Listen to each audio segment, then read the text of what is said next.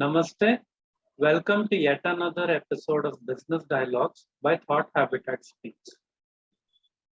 Like accomplished women and health matters and politics 360, business dialogues is also becoming a usual norm nowadays.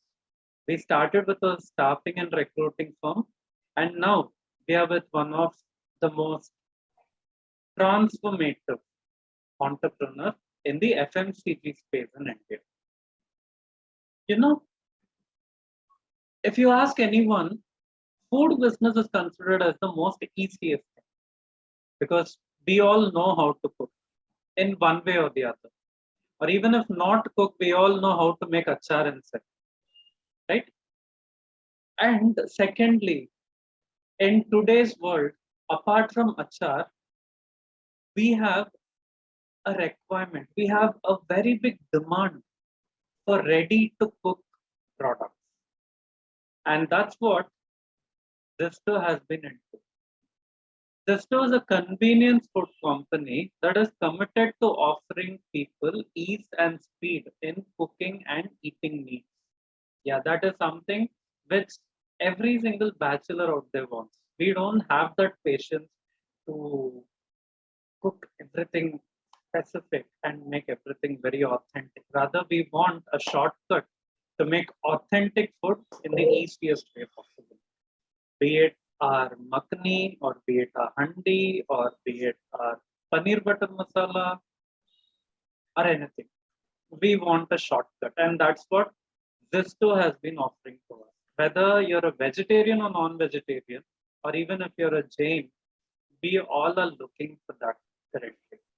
And Mr. Kanhai Porecha, like all of us, he was also a bachelor once upon a time, but he was in London in his initial part of the career. And during that time, he was getting some kind of sauces to make pasta, noodles, pizza, which were ready to cook. But similarly, he found a void to cook Indian food. So he came back to India and he replicated that. And yes, that's creating a lot of disruption. You know, that our Ma, Dadi, and everyone would later on come and say, you got it more authentic than I could. Thanks to Mr. Kanhai Porecha. So without much ado, Mr. Kanhai Porecha, welcome to the show. Thank It's you. really a great pleasure to host entrepreneurs like you who think different and who devise some of the out of the box strategies to make our lives simple. I'm glad to come to the show as well. Yeah.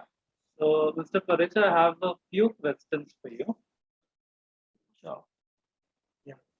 So, first of all, as I said, it is very thoughtful of you to have conceptualized Zissto. But I'm sure there would have been some challenges for you, right? So, and these challenges would have definitely given you some nightmares. So, would you like to share that experience? So I started this journey, the whole Zissto journey in 2017. At first, I didn't know what type of products I'm planning to do, like, how the products are going to. I just knew that I have a taste in mind and I have to replicate the same thing in the bottle. So, it was difficult because I'm not a cook by profession. I'm not the only thing I have in with me is the taste of, of good food. So with that particular thing, I was like, let me start something where, it'll be easier for people to get the same taste, in a bottle format where it is easy to cook. It is convenient for people to, to get the product to just make it, a 10-minute gravy, because, there are so many places you get instant food, 2-minute noodles, this, that. So if all these things are there, then why not a 10-minute gravy? It just so that's a convenience. So yes, it took me some time to develop these products. I told my chef that this is how I want it. food technologists. We got a team to make the product shelf life stable in the market. Um, so a lot of things like this had to be taken care of before, introducing Zissto. That's really interesting to know. And secondly, Mr. Porecha, Mhm. we have always wondered, right? How are people going to accept it? I mean, Right. I very well understand still a lot of people out there wish to have authentic food. Even though they have this convenience of getting a ready to mix product and have, they still wish to stick to their same old methods of cooking and taking a long time and doing it. So in such cases, how are people responding to it and how are you managing to convince them that you can use it, no problem? See, the acceptability, I understand. I think in 2017, 18, the concept was still new for the Indian markets. Of course, in the Western market, you can say US, UK, you'll find all these type of sauces where you can directly make it. That type of trend is coming to India now. People, more and more people are staying alone, working couples. They don't have time to cook, so they are embracing this type of concept of ready to cook Indian gravies, because the acceptability is coming right now. I'm not saying it is totally 100% in India, but yes, there has been some changes since 2017. And in I think in these current situations, of course, people will want ready cooking solutions, you can say. So yes, there is an embrace. We are constantly educating the consumers on what type of products, what we are doing, how are we, how do you cook the product. Instagram, Facebook is of a real big help here. People, everybody is online these days. So giving them recipes, 1 minute recipes, saying that this is how easy it's to make a gravy. So while showing them these gravies, while making them taste the gravies when they come to the shop, these are the things where we make them accept the product, and these guys are accepting the product when they see that the taste is good, the quality is good. It is so easy to make. I think with all these things, it's quite a package, you can say. That's good to know. Right. So, and since March 2020, we cannot forget, and even now we are facing that with the pandemic. The first wave, second wave, and we have this Delta plus variant, and which is eventually leading us to the third wave, right? So, how did the pandemic affect your business, or is it kind of complementing your business? So, very honestly, we shifted the whole office to my house.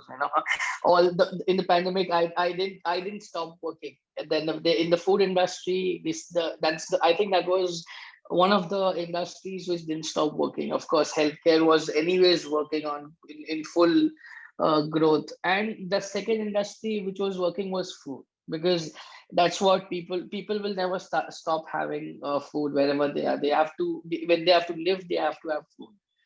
So actually pandemic was quite a good time, because everything, of course, the store or the offline orders were not that great, but the online orders showed up drastically, because people were at home. They used to stay at home. They used to Google recipes. They used to, they wanted to experiment a lot of things here and there. And yeah, I think that's how we got a huge amount of online orders at that time. We shipped our product from Assam to Kanyakumari. The whole India was buying online that time. So yeah, we had, like, it was a huge boost at, during the pandemic. But it was I understood that at that time people, they will buy because they're sitting at home. They're idle. They don't have. So at that time, a lot of promotional activities were going on to educate the customers that, see, it's that easy to make. Even in the pandemic, you need to go to a restaurant to have a very good butter chicken, or something like a paneer makhani. You can just take the product, you can mix it with your non-veg or veg or gen or whatever, and then directly make it in 10 minutes. That's nice to know that even though the pandemic has hit us, you didn't stop anything. You're just continuing with your business. So apparently a lot of startups I have known in the food industry have really done well in the pandemic, because these guys have put a lot of efforts in promoting right content, right things at the right time to the right audience to get that particular thing. That's really nice to know. Right. And given the scenario, Mr. Purecha, so you've been selling a lot in tier one cities, Mhm. Mumbai, Chennai, Bangalore, Hyderabad, Delhi, everywhere, right? So how is your response in tier two, three, four cities, and what is your strategy to move ahead to those cities? See, very honestly, yeah, my next step is to cover tier two, tier three cities where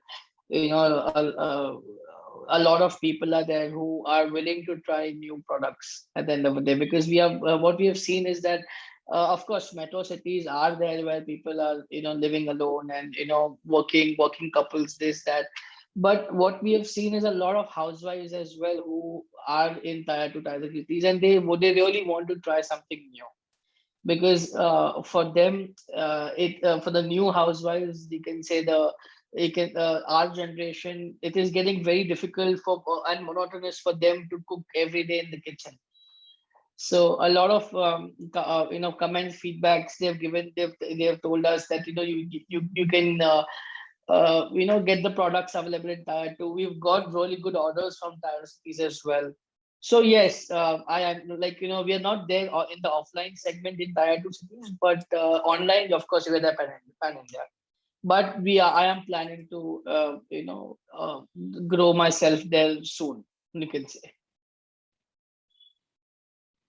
That's nice. And Mr. Purecha, what is the roadmap for Zissto?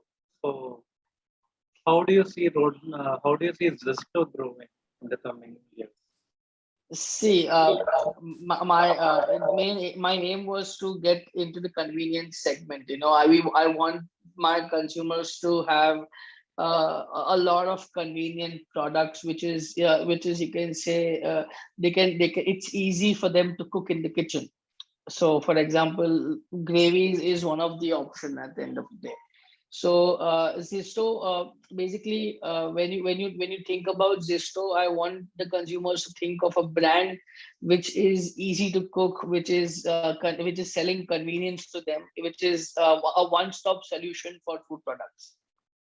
So, let's say from gravies to chutneys to sauces to masalas to this, that. So it's a one-stop solution for all the products.